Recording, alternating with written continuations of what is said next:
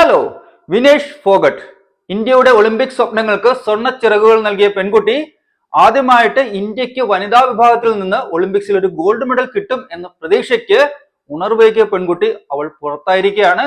പുറത്തായത് പരിക്കേറ്റിട്ടോ പരാജയപ്പെട്ടിട്ടോ അല്ല, അനുവദനീയമായ വെയിറ്റിലും 100 ഗ്രാം കൂടി എന്നതുകൊണ്ട് മാത്രമാണ്. 50 കിലോ ഭാരത്തിലാണ് മത്സരിക്കേണ്ടിയിരുന്നത്.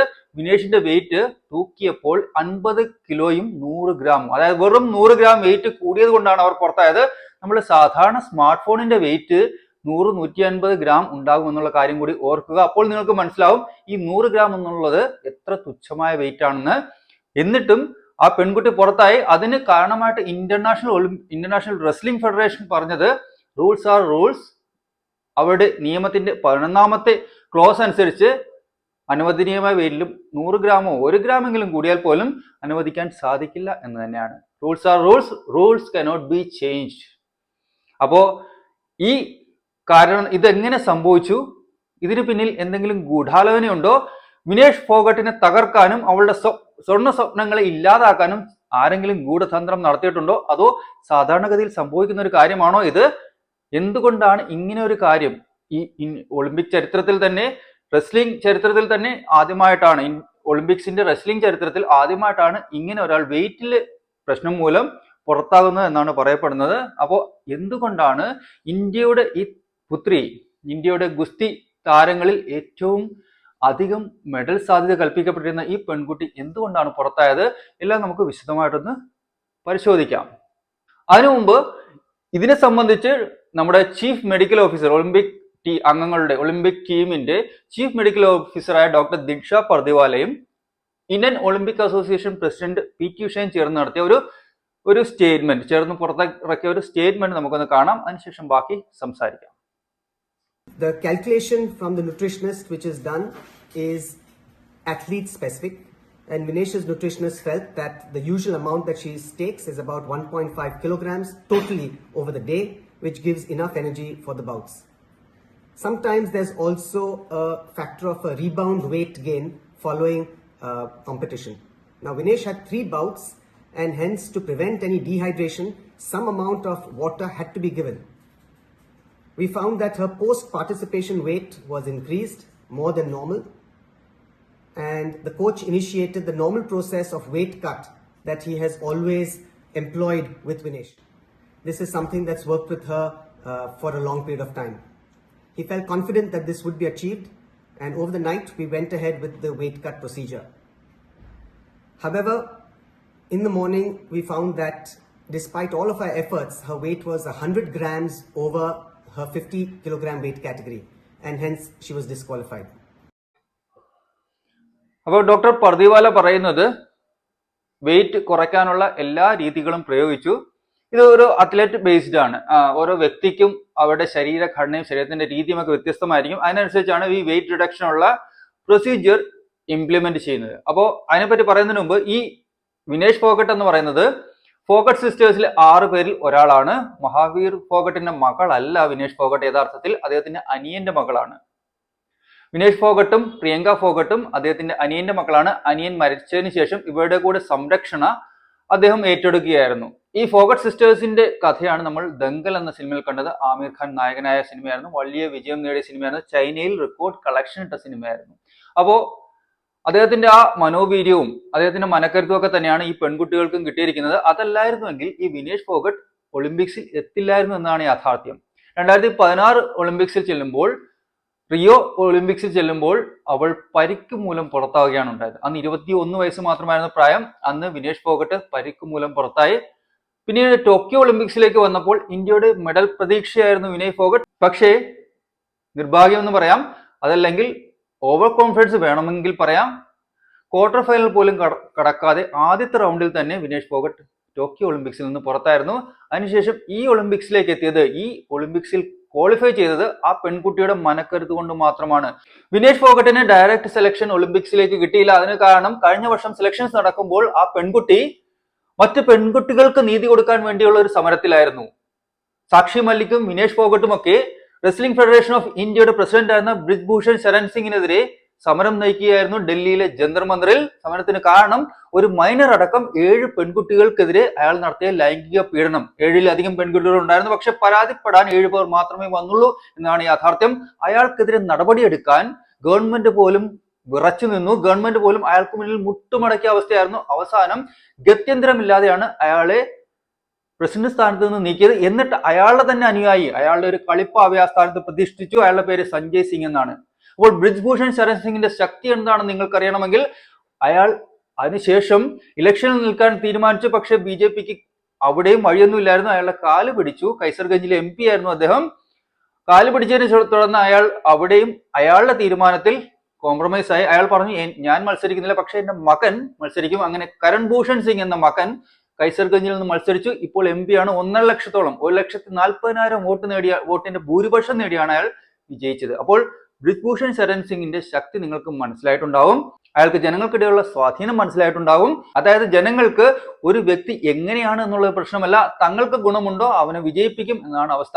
അപ്പോൾ അതുകൊണ്ടാണ് വിനേഷ് ഫോഗട്ടിന് അന്നത്തെ സെലക്ഷനിൽ പങ്കെടുക്കാൻ പറ്റായിരുന്നത്. അതിനുശേഷം എന്ത് സംഭവിച്ചു എന്ന് വെച്ചാൽ, യഥാർത്ഥത്തിൽ വിനേഷ് ഫോഗട്ടിന്റെ വെയിറ്റ് കാറ്റഗറി എന്ന് പറയുന്നത് 53 കിലോ ആണ്. കാരണം വിനേഷിന്റെ സ്റ്റാൻഡേർഡ് വെയിറ്റ്, ശരീരഭാരം എന്നത് 55 മുതൽ 57 കിലോ വരെയാണ്.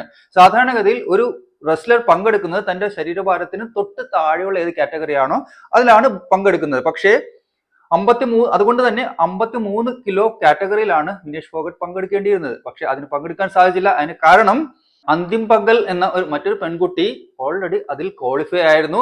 അവർ 53 കിലോ കാറ്റഗറിയിലേക്ക് ക്വാളിഫൈ ആയിരുന്നു. അതിനെ തുടർന്ന് വിനേഷ് ഫോഗട്ടിന് 50 കിലോ കാറ്റഗറിയിൽ മത്സരിക്കേണ്ടി വന്നു. Asian Olympics qualifiers in Bishkek അതിൽ മത്സരിച്ച് അവർ 50 കിലോ കാറ്റഗറിയിൽ ഇടം നേടി. അതിനുശേഷം ഒരു സെലക്ഷൻ ട്രയൽ ഉണ്ടാകേണ്ടതായിരുന്നു. പക്ഷേ റെസ്ലിംഗ് ഫെഡറേഷൻ ഓഫ് ഇന്ത്യ തീരുമാനിച്ചു ഇനി ഒരു സെലക്ഷൻ ട്രയൽ ഉണ്ടാവില്ല. ആരൊക്കെയാണോ സെലക്ട് ആയത് അവർ ആ കാറ്റഗറിയിൽ തന്നെ മത്സരിക്കും. അതായത് അന്തിം പങ്കൽ 53 കിലോ കാറ്റഗറിയിലും നമ്മളുടെ വിനേഷ് ഫോഗട്ട് 50 കിലോ കാറ്റഗറിയിലും.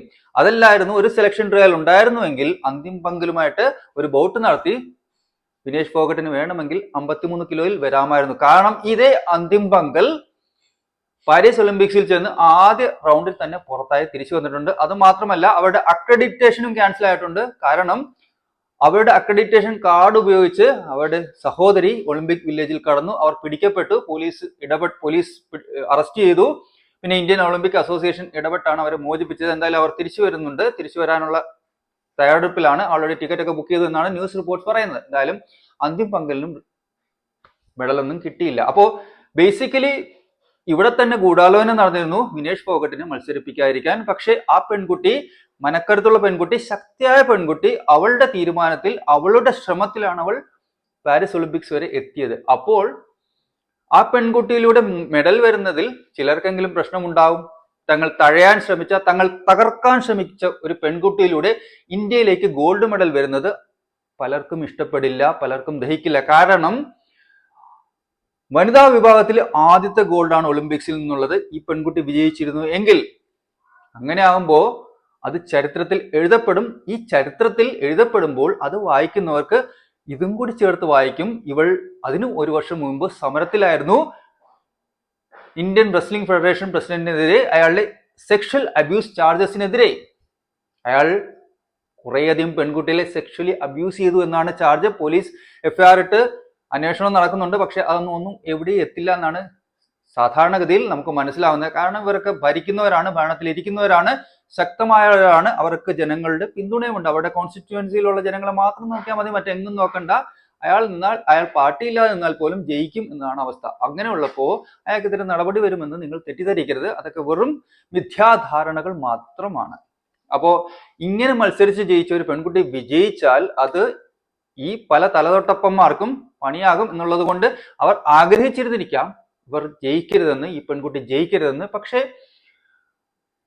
ഈ ഓവർ വെയിറ്റ് മൂലം പുറത്തായത് ഗൂഢാലോചനയാണ് എന്ന് പ്രത്യക്ഷ നമുക്ക് പറയാൻ കഴിയില്ല. കാരണം ആദ്യത്തെ കാരണം 55 മുതൽ 57 കിലോ ആണ് അവരുടെ സാധാരണ വെയിറ്റ്.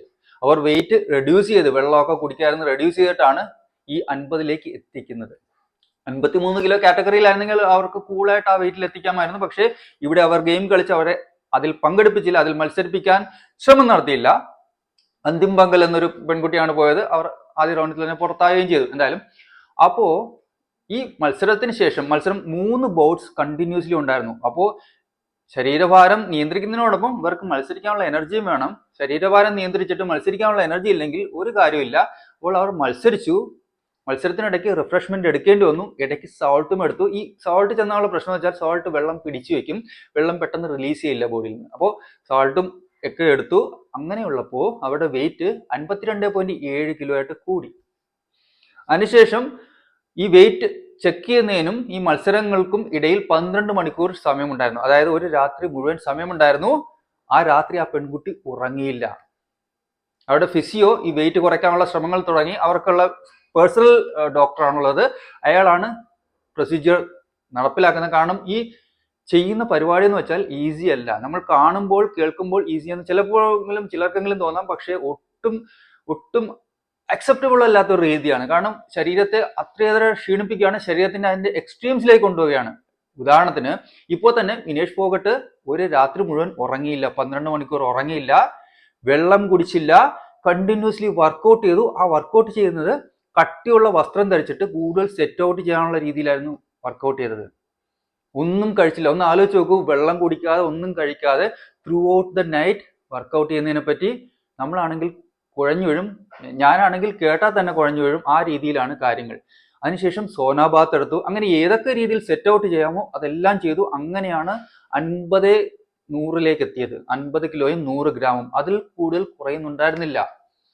ഇത് മാത്രമല്ല, നല്ല നീളമുള്ള മുടി ഉണ്ടായിരുന്നു, ഷോൾഡറോളമുള്ള മുടി ഉണ്ടായിരുന്നു. മുടി മുറിച്ചു, രക്തം വരെ ഊറ്റിയെടുത്തു എന്നാണ് ചില റിപ്പോർട്ടുകൾ പറയുന്നത്. അതിനെപ്പറ്റി ഡോക്ടർ പുറത്തു പറഞ്ഞിട്ടില്ല. പക്ഷേ രക്തം വരെ ഊറ്റിയെടുത്തു എന്നുള്ളതാണ് ചില റിപ്പോർട്ടുകൾ പറയുന്നത്.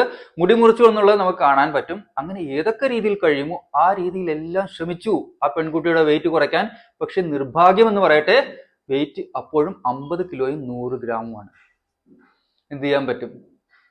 അവിടെ ഗൂഢാലോചന നടന്നു എന്ന് ഞാൻ വിശ്വസിക്കുന്നില്ല. പോസിബിലിറ്റീസ് ഈ കാര്യത്തിൽ കുറവാണ്. കാരണം അവിടെ ഈ നാണക്കേട് വന്നാൽ ഈ നാണക്കേട് ഇവർക്കെല്ലാം ഉണ്ട്. ഇന്ത്യ ഗവൺമെന്റിനും ഉണ്ട് ആ നാണക്കേട്. അപ്പോ ഒരു അന്താരാഷ്ട്ര തലത്തിൽ ഇങ്ങനൊരു നാണക്കേട് വിളിച്ചു വരുത്താൻ ഗവൺമെന്റ് തീരുമാനിക്കും അല്ലെങ്കിൽ തയ്യാറാകുമെന്ന് തോന്നുന്നില്ല.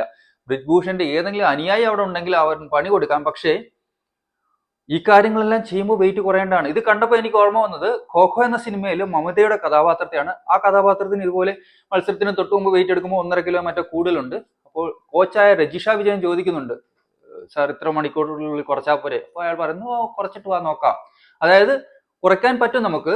കുറയ്ക്കാനുള്ള ഒരേ ഒരു വഴി, സാധാരണഗതിയിൽ ഒരേ ഒരു വഴി എന്ന് പറയുന്നത് വെള്ളം ശരീരത്തിൽ നിന്ന് കുറയ്ക്കുക എന്നുള്ളതാണ്, ഡീഹൈഡ്രേറ്റ് ചെയ്യുക എന്നുള്ളതാണ്. മാംസം മുറിച്ച് കളയാൻ പറ്റില്ലല്ലോ.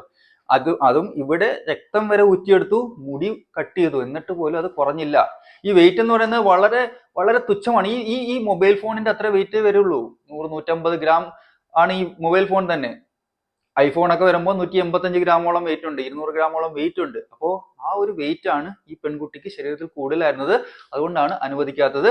അതോടുകൂടി ഇന്ത്യയുടെ ആദ്യത്തെ ഗോൾഡ് മെഡൽ വനിത, സ്വർണ്ണപുത്രി എന്ന സ്വപ്നമാണ് അവിടെ വീണുടഞ്ഞത്. അതിനേക്കാൾ ഉപരി വിനേഷ് ഫോഗട്ട് എന്ന ആ പെൺകുട്ടിയുടെ മനക്കരുത്തിന് മുകളിലാണ് ആണിയടിക്കപ്പെട്ടിരിക്കുന്നത്. അവൾ തിരികെ വന്നത്, അവൾ മടങ്ങി വന്നത് തനിക്കെതിരെയുള്ള പ്രതികൂല ഘടകങ്ങളെല്ലാം മറികടന്ന് അതിനോടൊക്കെ പോരടിച്ച് മടങ്ങി വന്നത് ഗോൾഡ് നേടാൻ തന്നെയാണ്. റിയോ ഒളിമ്പിക്സിൽ കിട്ടില്ല, അന്ന് പരിക്കായിരുന്നു വില്ലൻ. ടോക്കിയോ ഒളിമ്പിക്സിൽ വന്നപ്പോൾ ക്വാർട്ടറിൽ കാണാതെ ഫസ്റ്റ് റൗണ്ടിൽ തന്നെ പുറത്തായി. ഇപ്പോൾ അവർ പരാജയപ്പെടുത്തിയത് യുയി സുസാക്കി എന്ന ജാപ്പനീസ് റെസ്ലറെയാണ്. വേൾഡ് നമ്പർ 1 ആണ് അവർ പരാജയപ്പെടുത്തിയത്. അവിടെ 82 കണ്ടിന്യൂസ് വിന്നിംഗ് സ്ട്രീക്കുമായിട്ടാണ് ഈ ജാപ്പനീസ് റെസ്ലർ വന്നത്. അതായത് അവർ വേൾഡ് ചാമ്പ്യൻഷിപ്പിൽ ഒരിക്കൽ പോലും പരാജയപ്പെട്ടിട്ടില്ലായിരുന്നു. അങ്ങനെ ഒരു വ്യക്തിയെ മറികടക്കണമെങ്കിൽ, അവരെ തോൽപ്പിക്കണമെങ്കിൽ ചില്ലറ മനക്കെട്ടിയൊന്നും പോരാ. അവിടെ കഴിവ് മാത്രം പോരാ, അവിടെ കോൺഫിഡൻസ് അത്യാവശ്യമാണ്. അതിശക്തമായ ആത്മവിശ്വാസം ഉണ്ടെങ്കിൽ മാത്രമേ ഇങ്ങനെ ഒരു കണ്ടസ്റ്റന്റിനെ, ഇങ്ങനെ ഒരു കോമ്പറ്റന്റിനെ മറികടക്കാൻ പറ്റുള്ളൂ. കാരണം അവർ കാണുമ്പോൾ തന്നെ നമുക്ക് പേടിയാവും. കാരണം 82 മത്സരങ്ങളായിട്ട് അവർ തോറ്റിട്ടില്ല. അവർക്ക് അത്രയും കോൺഫിഡൻസ് ഉണ്ട്. ഇന്ത്യക്കാരിയല്ലേ, വാ എന്നുള്ള രീതിയിലായിരിക്കും അവർ നിൽക്കുന്നത്. അങ്ങനെയുള്ള ഒരു മത്സരാർത്ഥികളോ അങ്ങനെയുള്ള ഒരാളോട് മത്സരിക്കാൻ ചെല്ലുമ്പോൾ അവരുടെ അപ്പുറത്തെ കോൺഫിഡൻസ് ഉണ്ടെങ്കിൽ അവരെ തോൽപ്പിക്കാൻ പറ്റുള്ളൂ. കഴിവിനോടൊപ്പം ആത്മവിശ്വാസവും അത്യാവശ്യമാണ്. പിന്നീട് അവർ സെമിയിൽ തോൽപ്പിച്ചത് യുൻസെയിലിസ് ഗുസ്മാൻ ലോപ്പസ് എന്നൊരു കോമ്പറ്റന്റിനെയാണ്. അവരെയും അവർ മറികടന്നിട്ടാണ് ഫൈനലിലേക്ക് എത്തിയത്. അപ്പോൾ നമ്മൾ ഉറപ്പിച്ചിരുന്നു ഒരു മെഡലെങ്കിൽ ഒരു മെഡൽ കിട്ടുമെന്ന്. വേൾഡ് നമ്പർ 1 തോൽപ്പിച്ചാണ് ഇവർ ഇതുവരെ എത്തിയത് എന്നുള്ളത് കൊണ്ട് നമുക്ക് സ്വർണത്തിനുള്ള സാധ്യതയും കൽപ്പിക്കപ്പെട്ടിരുന്നു. പക്ഷേ എല്ലാം ഇല്ലാതായി എന്ന് പറഞ്ഞാൽ മതിയല്ലോ. ഇവിടെയുള്ള ചോദ്യങ്ങൾക്ക് ഉത്തരമെന്നത് ഇത് ഗൂഢാലോചന ആവാൻ സാധ്യത കുറവാണ്. ഗൂഢാലോചന ഇവരെ മത്സരത്തിൽ പങ്കെടുപ്പിക്കാതിരിക്കാനുള്ള രീതിയിൽ ആദ്യം തന്നെ ഇന്ത്യയിൽ നടന്നിരുന്നു, കഴിഞ്ഞ വർഷം തന്നെ നടന്നിരുന്നു. ഇവിടെ ഈ വെയിറ്റ് കൂടിയത് ഗൂഢാലോചനയാണ് എന്ന് ഞാൻ കരുതുന്നില്ല. പ്രത്യക്ഷത്തിലെങ്കിലും അങ്ങനെയല്ല, സാധാരണ മനുഷ്യന്റെ ചിന്തയിൽ നോക്കിയാൽ അങ്ങനെയല്ല. പിന്നെ വെയിറ്റ് എന്താ 100 ഗ്രാം കുറച്ചുകൂടെ എന്ന് ചോദിച്ചാൽ അതിനുള്ള എല്ലാം ചെയ്തു, എന്നിട്ടും കുറഞ്ഞില്ല എന്നാണ് യാഥാർത്ഥ്യം. ഇത് വിനേഷിന്റെ നിർഭാഗ്യമല്ല, നമ്മളുടെ എല്ലാം നിർഭാഗ്യമാണ്, നമ്മളുടെ എല്ലാം ആഗ്രഹമായിരുന്നു. ഇപ്പൊ വെങ്കലം മാത്രം ആണ് കിട്ടിക്കൊണ്ടിരിക്കുന്നത്. ഒരു വെള്ളിയെങ്കിലും കിട്ടുക അല്ലെങ്കിൽ ഒരു സ്വർണ്ണമെങ്കിലും കിട്ടുക എന്നുള്ളത് ഭയങ്കര വലിയ ആഗ്രഹമായിരുന്നു. 144 കോടി ഇന്ത്യക്കാരുടെ ആഗ്രഹമായിരുന്നു. ഇപ്പോൾ വിനേഷ് റെസ്ലിംഗിൽ നിന്നും റിട്ടയർമെന്റ് പ്രഖ്യാപിച്ചിരിക്കുകയാണ്. ഗുഡ് ബൈ റെസ്ലിംഗ് എന്നൊരു പോസ്റ്റ് അവർ ഇട്ടിട്ടുണ്ട്, ഒരു ട്വീറ്റ് അവർ ചെയ്തിട്ടുണ്ട്. അപ്പോൾ കുറേയേറെ സ്വപ്നങ്ങളുമായിട്ട് വന്ന് ആ സ്വപ്നങ്ങൾ തകർന്നുടഞ്ഞു പോയ ഒരു പെൺകുട്ടിയായിട്ട് നിൽക്കുകയാണ് വിനേഷ് ഫോഗട്ട്.